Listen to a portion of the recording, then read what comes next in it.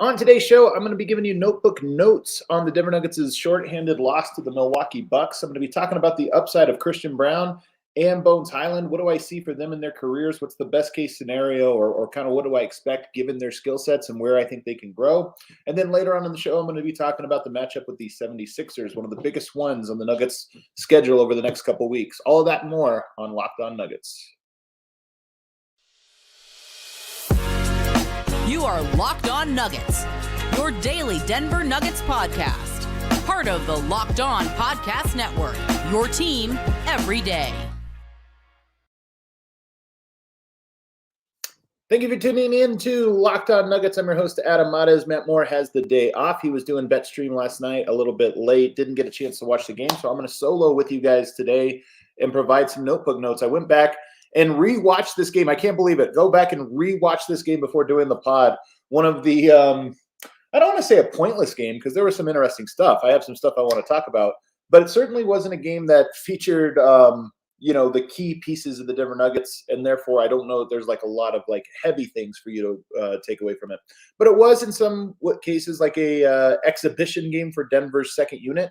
And so it was a showcase for them, and I kind of wanted to get into those notes. Overall, I thought Denver, the most interesting thing that's happened over these last two games, in part because of injuries, but I think actually some of this is more deliberate decisions by Michael Malone. The Nuggets are playing really big. They're purposefully going to lineups that feature players who are typically 4/5, meaning playing the power forward position or the center position, and putting him in the small forward position alongside other big players. You think about in today's NBA, over the last 10 years, a lot of this has been if you're a mobile four and can do different things, can you slide down and play five? And now we're more switchy. There is, in recent years, a swing to go the other direction with players. If you're a mobile four, well, can't we just put you at the three, switch everything so you're not having to fight through screens, which is the hardest part about being a big-bodied player is like going through and over screens and chasing people around. If you can get good at switching things, then can't you just play bigger players up positions instead of smaller players down?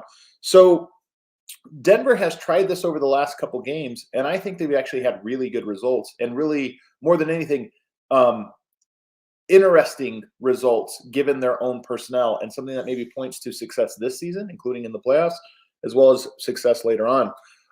The first note I have, though, in my notebook is that teams are just not guarding Zeke Naji on the perimeter. And his shot, in addition to it now, he's been a little bit better over the last couple of weeks, but I think that most teams in their scouting reports are saying this is a guy that we don't have to run off the line. He's not a stretch big that is like a threat for us. They're conceding that shot, and we even saw in this game, I think he goes 1 of 3 or 1 of 4 from the three-point line. But even after hitting one, the Bucks didn't overreact to it. They kind of said, like, no, we're going to give that. And there was one play in particular where Zeke got a travel call because he was like, well, he was 1 of 5. Am I supposed to keep shooting this? Or is that, am I supposed to keep taking threes if they're going to leave me this open? He second guesses it and gets a travel call. I suspect that's going to continue all year. And Zeke, last year and the year before was shooting the ball so well that you would say, like, that's great. Knock him down and make him pay. Right now, I think the confidence in his ability to do that has kind of waned a little bit. So it'll be interesting to see how the Nuggets handle that. Do they tell him, fire away, take 6, 7? If they're not going to guard you, take a bunch until you find your rhythm, gain a little bit more confidence.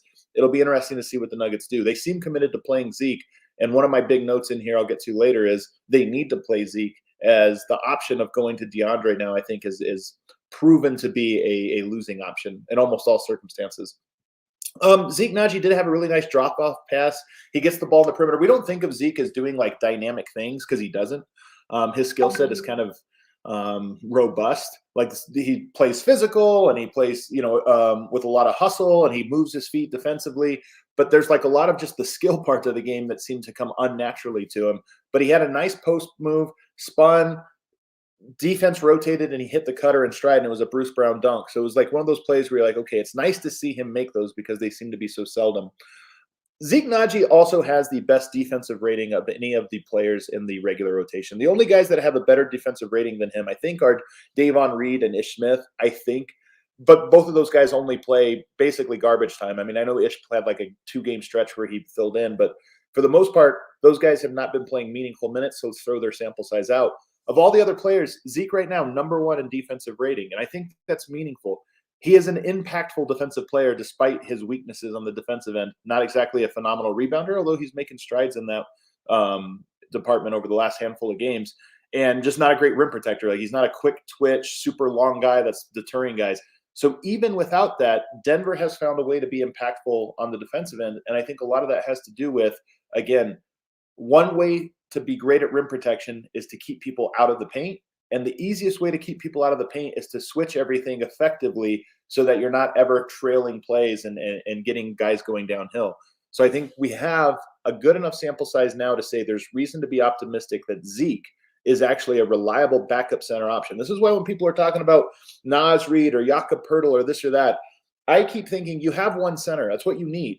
You don't need the backup one if you can prove to be effective defensively with another guy. And right now I think Zeke is putting a lot of good data together that says that he can be that.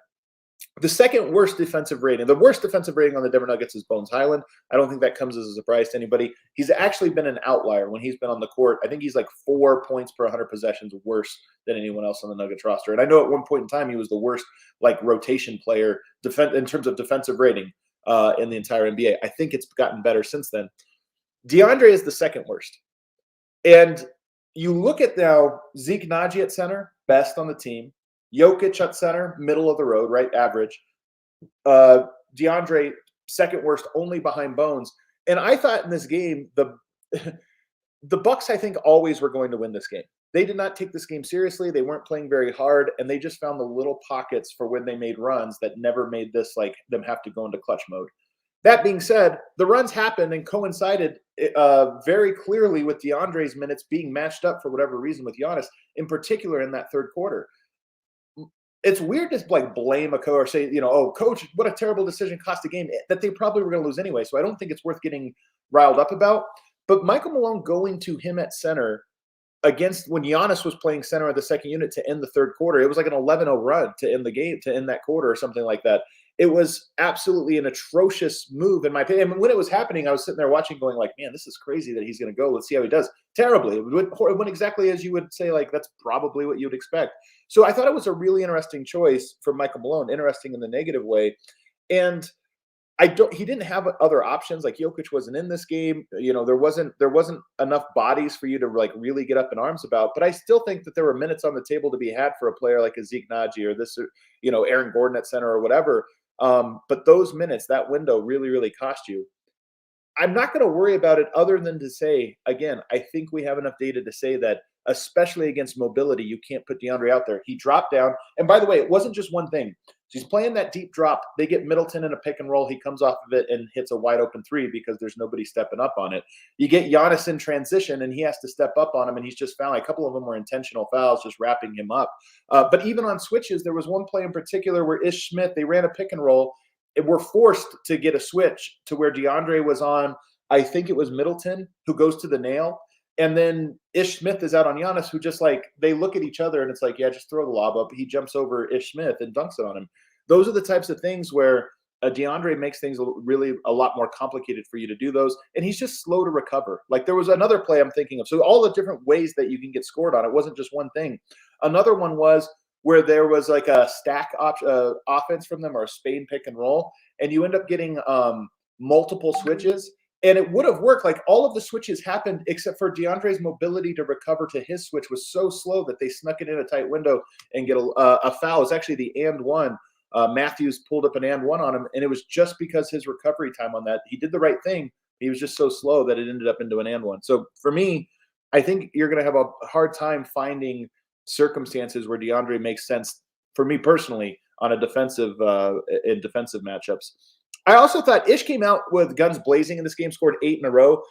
After the first 4 minutes, I actually thought he was really bad. Some of the turnovers he had, if Bones Hyland would have made them, Bones would have been on the bench for sure. Like they were the lob off the backboard that DeAndre didn't see and wasn't open for, by the way. I went back and watched it. I was like, yeah, that's just a bad read. Some really lazy just passes in the half court. There were some really weird decisions that were coming from him. I'm not going to beat a dead horse. He hasn't been playing. It's hard to go from on the shelf to playing heavy minutes like that, but it just was noteworthy to me. And then we talk about, I'm worried about the Michael Porter Jokic pick and roll duo. Those two, like it's actually only the second worst. The Jeff Green, DeAndre Jordan pick and roll defense is much, much worse. And there weren't many instances of the Bucks going against it, going at it. But the few times they did was as easy a bucket as you were going to find, like walking straight line drives to the layups off of like those two guys just not being able to contain those pick and rolls. So the last one, I thought Bones was actually very effective in this game. When I watched it live, I thought he had good moments. Like when I was on the DNVR show, I said, okay, I think he's trying to play, passive, fit in, like not be too aggressive, losing a little confidence though, and this or that. When I watched it on the second time, I thought there was much less, like the confidence looked much less shaken. I thought he was it's very clear that he's trying not to just attack every time, even though he's feeling like, oh, I have an advantage here. There were a few times when I felt like he did where he's like, let's just get a rhythm going. Let's not play too fast. And I think that's a good sign of growth, honestly, from Bones. I was much more impressed on rewatch of this game with him than I was the first time around. So big game for him coming up as sort of a homecoming on Friday. But I like the trend that he's in over the last couple of weeks, even if we're still waiting for that breakout game. I feel like some of the habits are starting to be better, even if the results haven't necessarily manifested themselves that way quite yet. If your New Year's goals are to manage your budget better and save money, you need Rocket Money. Say goodbye to last year's outdated, disorganized methods of managing your money and say hello to Rocket Money, the better way to hack your finances in 2023. Rocket Money, formerly known as Truebill, is the personal finance app that finds and cancels your unwanted subscriptions, monitors your spending, and helps you lower your bills all in one place. Over 80% of people have subscriptions they forgot about, like a streaming service you bought and watched just one show on, then you forgot, the trial ended, and you forgot to cancel it, or something of that nature. That can cost you a lot of money. The average person saves up to $720 a year using Rocket Money. So stop throwing your money away, cancel unwanted subscriptions, and manage your expenses the easy way by going to rocketmoney.com/lockedonnba. That's rocketmoney.com/lockedonnba. rocketmoney.com/lockedonnba. We'll be right back.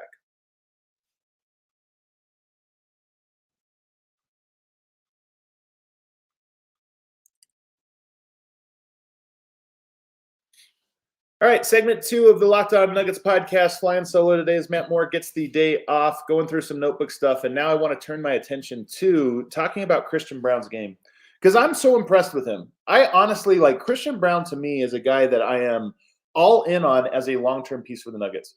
He has a skill set that is not a star skill set. I don't think he's ever going to be making $100 million plus a year or anything like that. But he has a really good skill set that I think fits with almost any team, but really fits with the Denver Nuggets, who need size and length out on the perimeter, and most important of all, defense and high IQ. I think he possesses all of those things out of the package.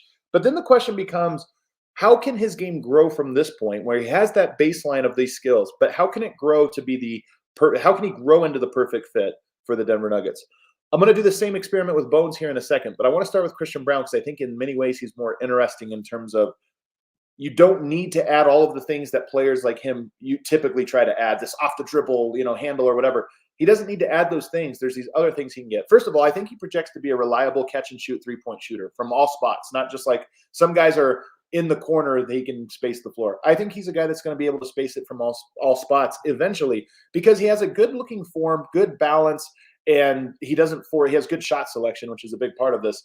But he has good form and balance that I think he's going to get into the lab this summer, work on his 3-point shot more than anything, and is going to be one of those guys where when he's on the court, when you have a Jokic, you have a Gordon, you have a Porter, you have a Murray, any two of those being on the court, then he becomes a third at best option, which means he's mostly spacing the floor. I think he's going to be elite at that in short order. Whether it's not right now, right now he's good. You can't leave him open, but you're also not, if you have to pick your poison, you're going to pick that one and hope that he has an off game or whatever. I think in the future, though, he'll become a guy that's like, that's not a viable option. If you're going to leave him open, he's going to punish you 8 times out of 10, and you just can't do that. On top of the fact that he has good size on his shot, so you have to close out a little bit more shallow than if he was, say, Marcus Howard or somebody like that. He's got good size. You got to run him off the line.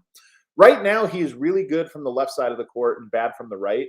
You see this a lot with young players where they have spots on the court where they really excel. All players have this, by the way. Even Jokic, if you look at his shot chart, like I think it's threes from the left wing, he's good. Threes from the right wing, he's bad. Straight on, he's good. All players have it like this, but specialists, and he on offense, I think projects to be more of a specialist, not a guy that's doing like everything, but just doing some things. I think he's going to work on all the spots around the arc and become reliable from all of them. I think he's going to be a reliable finisher off of cuts at the rim, off of cuts. You already see this, like his numbers are bad at finishing at the rim. I think a lot of that has to do with the first month of the season. He was missing a lot of different things. I think lately you've seen him get to the rim and dunk. He's got that athleticism. Last night he had a dunk by Giannis, but showed the confidence to be willing to go that hard to the rim. He's super athletic and projects to get more athletic. I mean, he's 21 years old. By the time he's 25, he'll probably be reaching a sort of peak. So I think he'll get more athletic, more confident going. And I think he'll project to be a well above average finisher off of those types of plays. And that's super valuable too. I mean, you think about the guys that excel the most next to Jokic, they are guys that finish at the rim. If you don't finish at the rim, he's going to be getting you like tight windows, but open, advantages. So you're just going to have to finish through contact or finish around a guy. I think he projects to be that. The ability to attack closeouts and finish around the second line of defense. This is a skill. He already has this a little bit. He's good at catching and he's quick and he's long. So he gets to the rim, but the ability to finish like off of a late help or off of an undersized helper, like Jokic is going to be dragging the center out a lot. So a lot of this is the shooting guard or small forward ran out at you and you beat him off the dribble. Can you finish through the small forward that's the defensive guy now, or maybe even a power forward that's the defensive guy? Can you finish through that type of contact or that type of contest? It's not your rim protector. It's not your Embiids and your Goberts and this or that. It's your next guys. I think that he projects to like Jeremy Grant. Say you're attacking and Jeremy Grant is ready for help, but you have momentum and you have to go up and he's going to try to block you. Can you become a good finisher off of those types of plays? I think he projects, yes. Like I think he has good touch and the athleticism to do it. He needs the confidence and he just needs more work on it.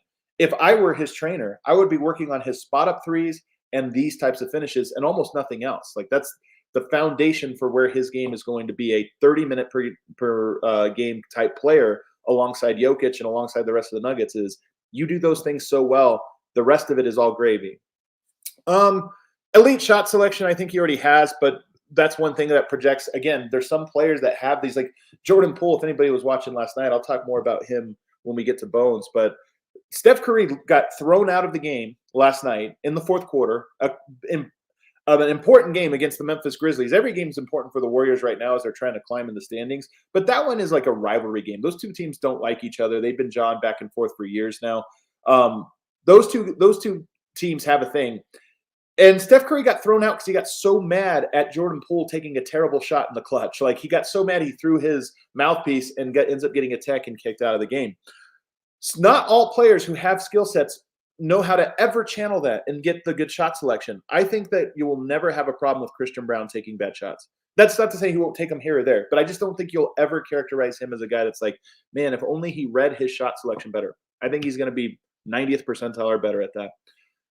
These are later things, but the ability to hit DHO and pick and roll shots when defenses go under, I don't think he's going to be a player even like a KCP where if it's the right circumstance and the defense is trailing from behind or something, you still go up. I don't think he'll be that. I don't project him to be that, but you don't need it.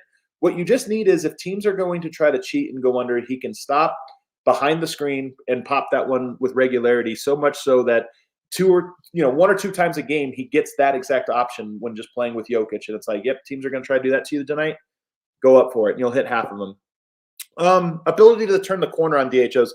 When you start to think about all the different things that require you to be a good pick and roll player, again, I don't think he's going to be well-rounded enough to be this. He'd have to really improve his handle, his shooting, his footwork on pulling up, all those things, which I just don't think Denver needs. And I don't think he has a long way to go there. Maybe he gets there in like 5-6 years, but if we're just talking about the next season or two, to me, the simplify thing is they go under, you're good at popping. If they trail, he has the size. One of the things that's crazy about watching him is he's so big. Like even he goes up against Drew Holiday, who's a big, thick guy. He dwarfs Drew Holiday. He's so much bigger than him. So I think that one of the things is, can he turn the corner on DHOs? Defense got stuck on the screen or they're trailing. Can you go head down the way Aaron Gordon does and just bulldoze your way to the rim, draw contact, and explode through? And I think that's the DHO game. So his reads will be easy. Defense goes under, shoot. Defense trails but gets caught on the screen, try to get to the rim. If not, if there's an easy pass on the pocket pass to Jokic, okay. If not, just keep it moving. And I honestly think that's enough threat that for a fourth or fifth option, it'll keep the offense going in a 5-threat style of continuity. Ability to punish undersized defenders.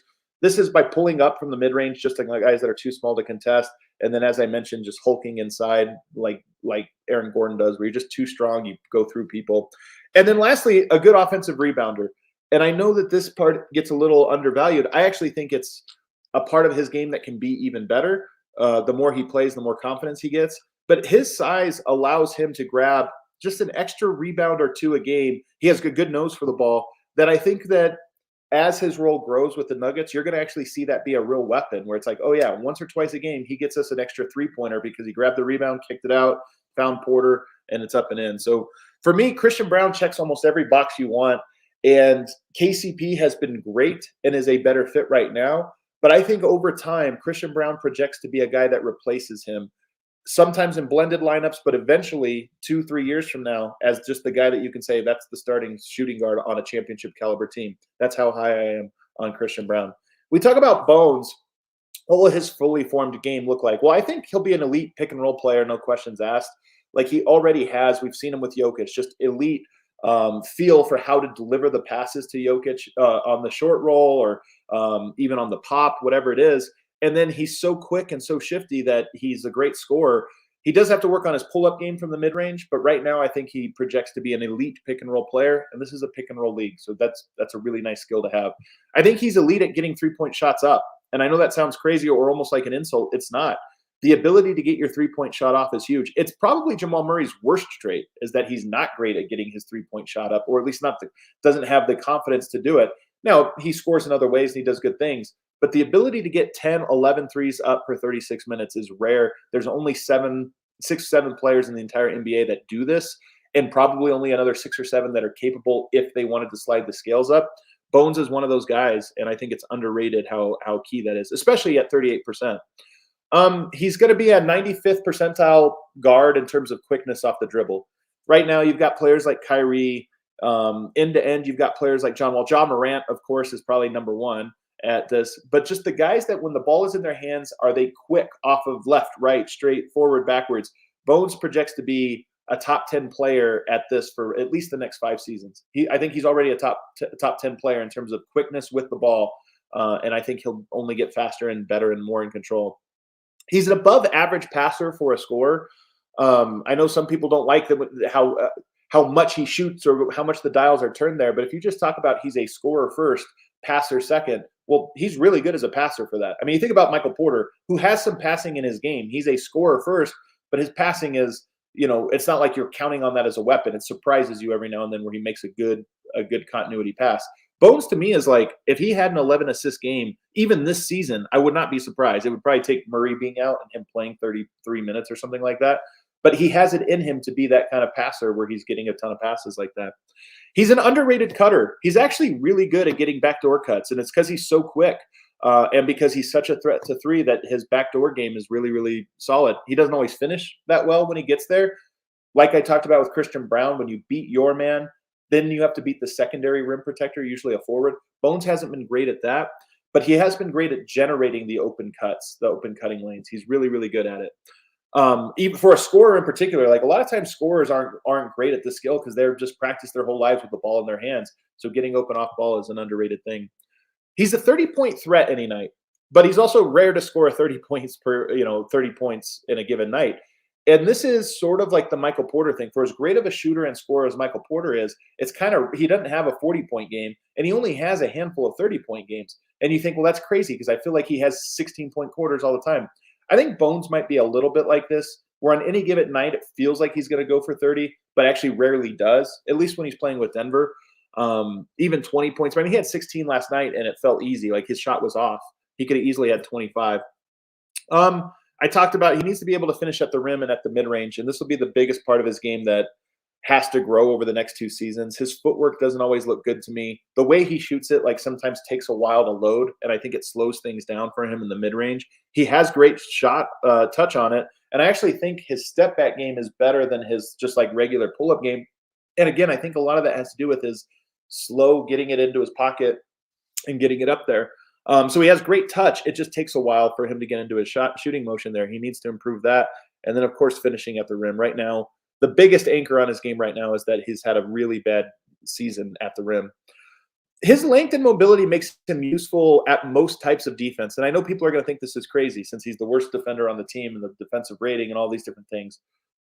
He actually is pretty good at certain things defensively, like pick and roll defense, getting around and challenging, using his length, shooting the gaps. He has these types of things. The problem is he's hopeless in certain types of defense. I mean, one, if he gets a bruiser type player like a Drew Holiday, but even bigger like forwards or this or that, if he gets switched onto them, he's hopeless. There's just nothing he can do. Like in a playoff series, if you can run John Wall off of a bunch of screens to where Denver is feeling compromised, when he's out there, he has to go through 2 screens to fight over John Wall.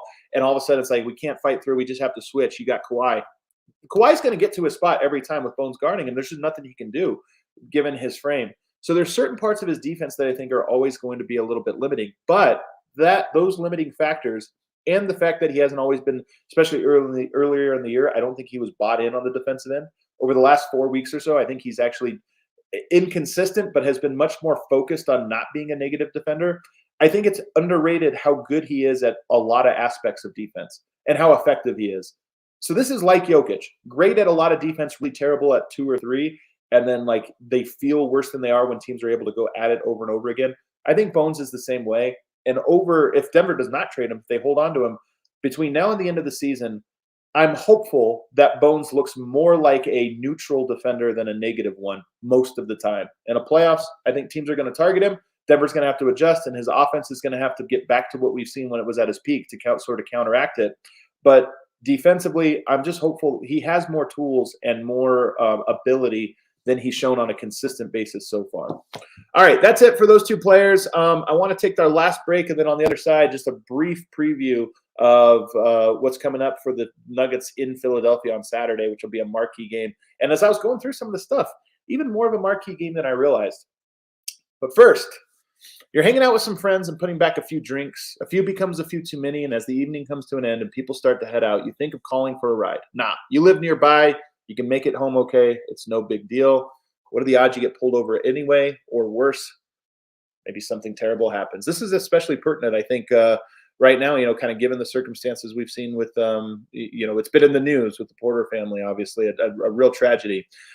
Drive sober or get pulled over. It only takes one mistake to change your life or someone else's forever. Play it safe and plan ahead. Get a ride. Drive sober or get pulled over. We'll be right back with more Locked On Nuggets.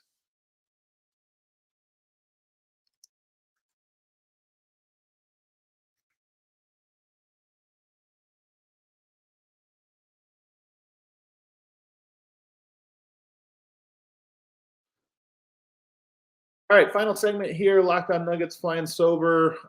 Thanks for all the people in the comments. Whenever I solo, I have too many things to manage to be able to go through the comments. So I see a bunch of comments in here, and I appreciate you guys. It's nice to see everybody kind of interacting with the show.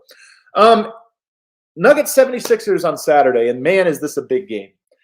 Is it a bigger game for the Denver Nuggets as a team, or for Denver Nuggets fans, who have a vested interest in their guy kind of coming out victorious against the other guy, the opposition in Joel Embiid?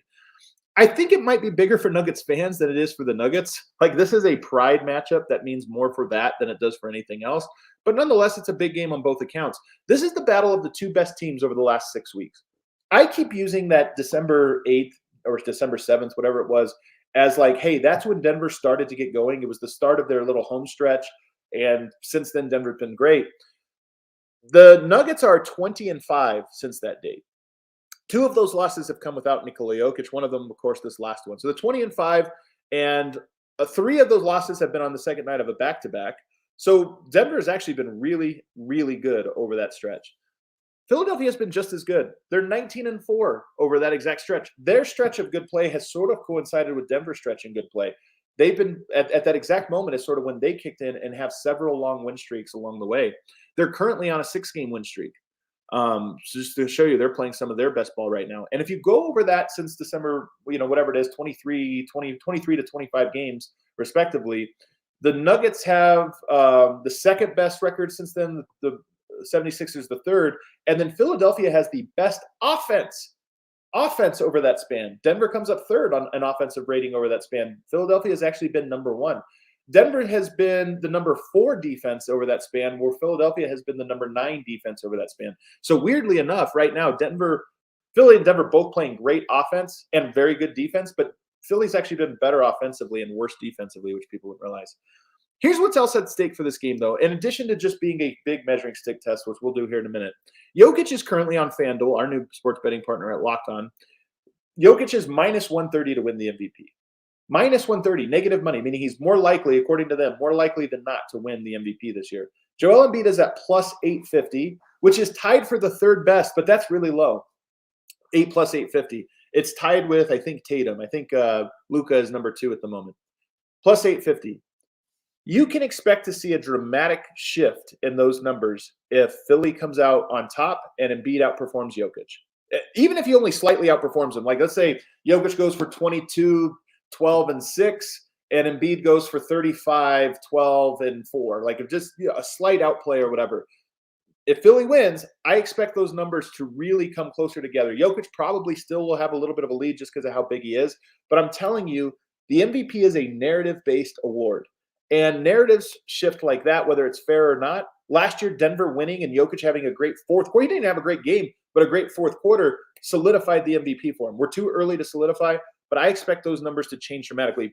Likewise, Nuggets go in there and take care of business and get the win, and Nikola outplays Joel Embiid. That number might skyrocket in the other direction for the MVP. Honestly, I think Jokic and Embiid are going to finish both in the top 3 of MVP votes this year. I've long said I think Jokic is going to end up third, but you know what? The Nuggets are surprising me this year, being a little bit better, so he has a real chance for it. But I think no matter what, Jokic and Embiid are going to be one of the big tests, one of the top 3 vote getters, and this is going to be an enormous game, both now and at the end of the year for that. Does Jokic care? Probably not. Embiid definitely does, so I think he's going to be bringing it. But nonetheless, it's one of those things. But here's the thing that I think is most interesting to me. Denver hasn't had a great, fully healthy win in a while. Really since the Cleveland game. That's not to say they haven't had good wins. They have. Like the Orlando Magic win was a good win because it took them coming back in the clutch or what have you. They've had the Indiana game. Like they've had good wins. The Clippers game even was since then where Jokic did not play. But that wasn't a fully healthy one. That was like, hey, that was a gutsy win by a shorthanded team. Fully healthy, where we just want to see, does Denver stack up with the best? Their fully healthy roster versus the other team's fully roster. We haven't seen that for about 2 weeks when they beat Cleveland on the second night of a back-to-back. And even Cleveland in that game was shorthanded, right? Donovan Mitchell didn't play. So this is probably the most are you real test the Nuggets have had in quite a while. Now, the only caveat here is I'm not sure what the status will be for Michael Porter Jr. He hasn't been with the team the last 2 games. You know, Saturday, that would be about a week, I believe, almost exactly a week since the event happened with his brother, and he's obviously been with his family.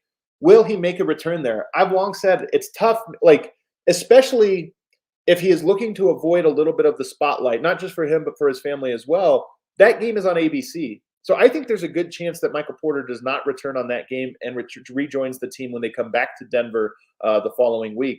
But that being said, I don't know. Maybe he is there. This is a big test for the Nuggets, so maybe he wants to be there and maybe there's an opportunity for him. I don't know.